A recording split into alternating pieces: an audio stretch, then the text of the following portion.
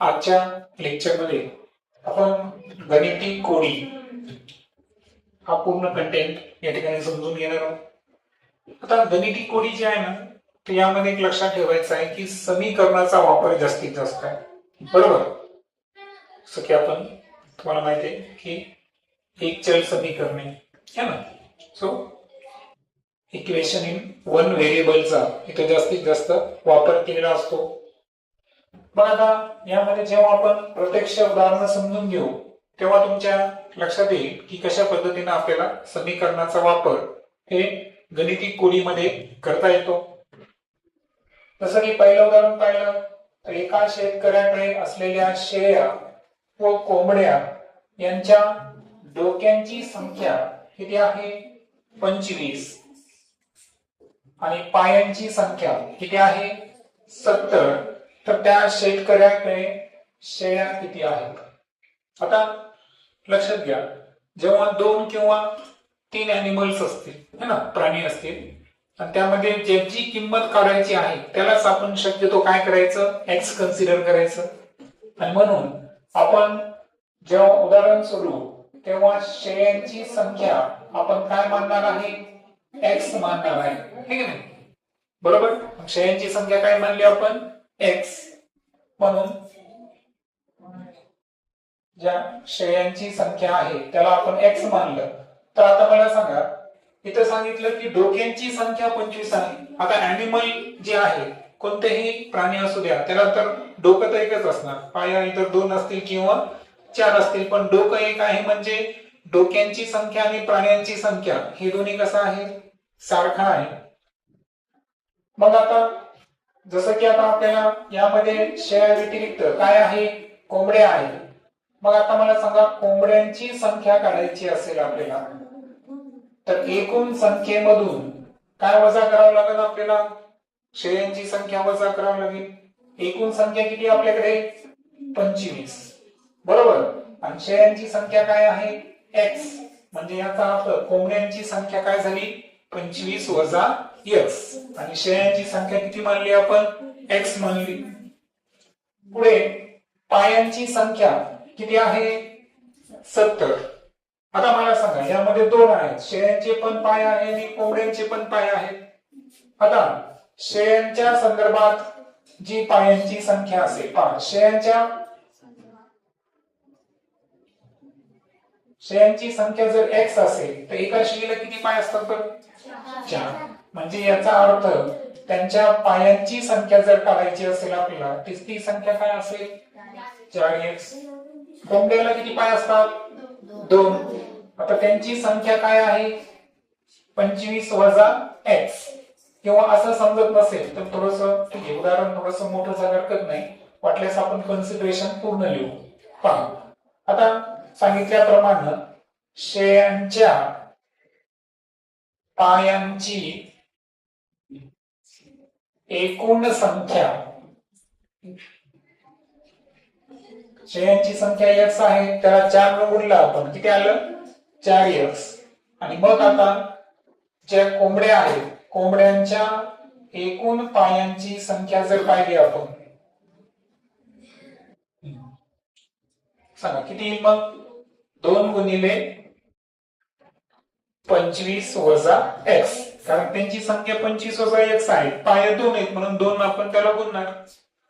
आणि एकूण पायांची संख्या आहे म्हणजे काय झालं? या दोघांची बेरीज किती आहे? 70 आहे. आणि म्हणून 4x अधिक 2 कंसात 25 वजा x यांची बेरीज किती आली? 70. 4x ला 4x, 2 गुणिले 25 50, 2 गुणिले x 2x बरोबर 70. आता x 4x मधून 2x वजा करा, किती राहतील? 2x बरोबर 70. जशाचे तसे. प्लस 50 अपोजिट साइडला गेल्यावर काय होतात? -50 बरोबर किती होईल? 20. मग आता 2x बरोबर 20 आलं तर x काढायचा असेल तर 20 ला कितीने भागावं लागेल आपल्याला? 2 न. आणि x बरोबर किती येईल? 10. आणि आपल्याला काढायची होती शेळ्यांची संख्या, ती आपण x मानली होती, म्हणून शेळ्यांची संख्या किती झाली? 10. आता नेक्स्ट प्रॉब्लेम मध्ये पाहू आपण. आता यामध्ये एकच गणित आहे, परंतु त्यामध्ये आपल्याला किती प्रश्न विचारले आहेत? 2 प्रश्न आहेत. एक जसं उतारा दिला किंवा एक कंडिशन दिली आपल्याला. सूचनाचं वाचन आपण करू या ठिकाणी. तर कार आणि सायकल यांची एकूण संख्या किती आहे? 8. आणि चाकांची संख्या किती आहे? 30. आता त्या दोघांची संख्या एकूण 8 आहे. आता मी थोडस फास्ट करतो. कारची संख्या x असेल तर सायकलची संख्या काय येईल सांगा बरं? 8 वजा x. लक्षात आलं सर्वांना? तर दोघांची बेरीज किती होती? 8. एकाची किंमत x आहे तर दुसऱ्याची किंमत काय होईल? x वजा 8. पण कारची संख्या x, सायकलची संख्या 8 वजा x. चाकांची संख्या किती आहे? एकूण चाकांची 30. त्यामध्ये आपल्या कार आणि सायकलची अगोदर संख्या विचारली आणि त्यानंतर त्यांच्या काय विचारलं? कार व सायकल यांच्या संख्येचा काय विचारलं आपल्याला? गुणाकार. ठीक आहे. तर आता आपण काय करू? इथे आपल्याला काय करावं लागेल? एकूण संख्या 30 आहे. मग आता मला सांगा, कारच्या चाकांची संख्या काढणं आवश्यक आहे आपल्याला. कारच्या चाकांची एकूण संख्या किती सांगा? 4 गुणिले x. आणि जे सायकल आहे तर सायकलच्या चाकांची एकूण संख्या काढायची असेल तर सायकलची संख्या किती आहे? 8 वजा x. आणि प्रत्येक सायकलला किती चाक असतात? 2. बरोबर. आणि चाकांची एकूण संख्या 30 दिली म्हणजे याचा अर्थ 4x आणि 2 कंसात 8 वजा x याची संख्या किती आली? 30. सांगा मग. 4x अधिक 8 दुनी 16 वजा 2x बरोबर 30. किती? 2x. धन 16 अपोजिट साइडला ऋण 16 होते. 30 वजा 16. मग 2x बरोबर किती सांगा? 14. आणि x बरोबर किती उत्तर येईल या ठिकाणी? 7. म्हणजे याचा अर्थ आपल्याला x काढायचा होता. x म्हणजे कोणाची संख्या झाली? कारची संख्या. कारची संख्या किती आली? 7. आता कोणाची संख्या काढायची आहे? सायकलची संख्या. मग सायकलची संख्या आपली दिलेली आहे का? नाही. तर सायकलची संख्या आपण किती मांडलेली आहे? 8 वजा x. म्हणून सायकलची संख्या काढायची असेल तर आपण 8 मधून x वजा करणार. पण x ची किंमत किती आलेली आहे?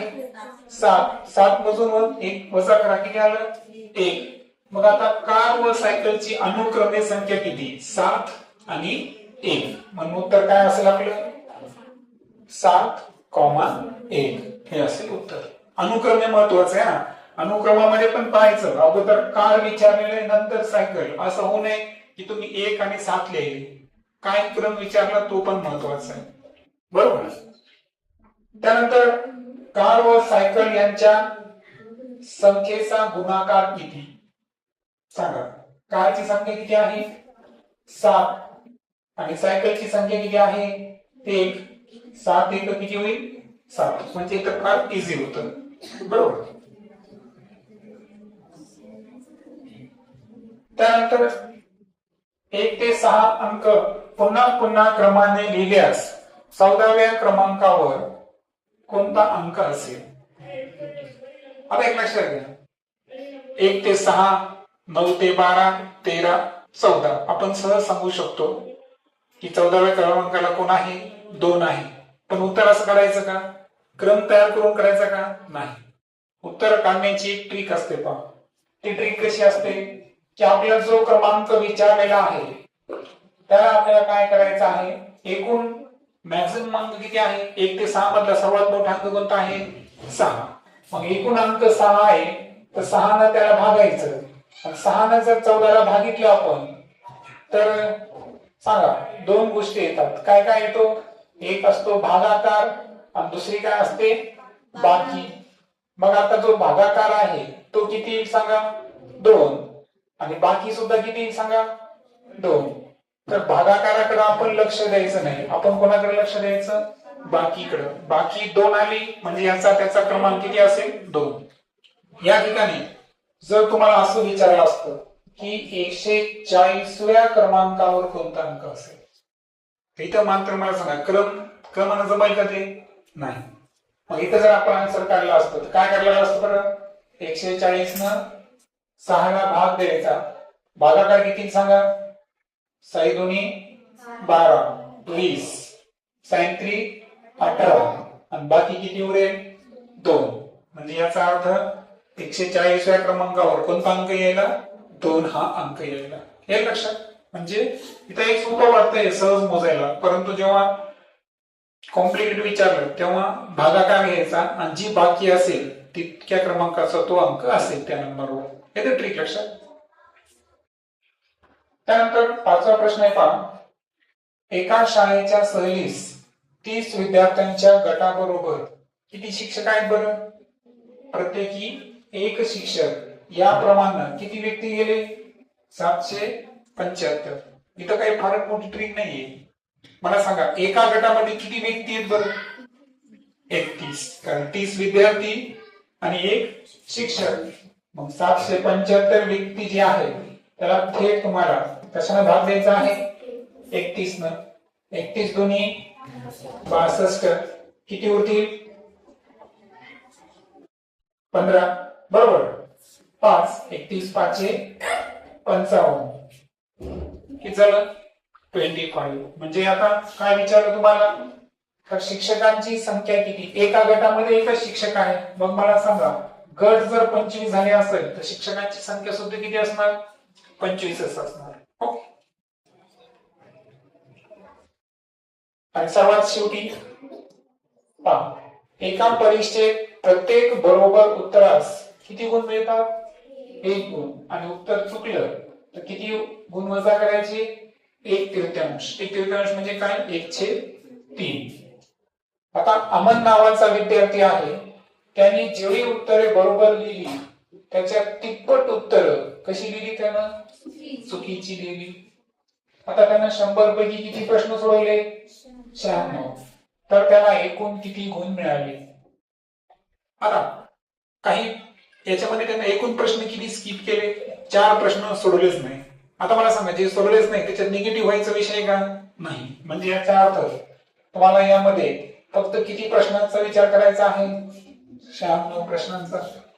आता त्यामध्ये काही प्रश्न त्यांनी बरोबर सोडवली आणि काही चुकीची सोडवली. बरोबरची संख्या जर x मानला आपण तर चुकीची किती आहे त्याच्यापेक्षा तिप्पट. मग आता मला सांगा बरोबर सोडवलेल्या प्रश्नांची संख्या x, चुकीची सोडवल्याची संख्या किती आहे 3x, आणि सोडवलेले एकूण प्रश्न किती आहेत 96.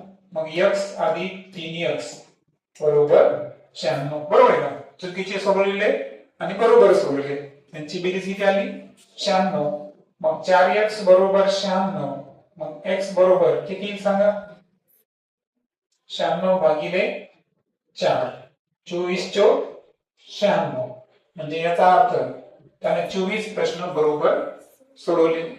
आणि चुकीचे प्रश्नांची संख्या काढायची असेल तर 3 गुणिले 24, 24 त्रिक 72. मग आता एकूण गुण काढायचे असेल तर एकूण गुण काढताना काय सांगितलं, जेवढी उत्तरं त्यांनी बरोबर सोडवलेली आहे त्याला किती गुण द्यायचे, 1 गुण द्यायचं. आणि जितकी उत्तरं चुकीची सोडवलेली आहे त्याच्यातून किती गुण वजा करायचे प्रत्येक प्रश्नाला 1/3. म्हणजे 72 चे 1/3. 24 एक 24 आणि 3 ला 72 ला भागा किती 24. याचा अर्थ त्या परीक्षेमध्ये त्या विद्यार्थ्याला किती गुण मिळाले, 0 गुण मिळाले. ओके.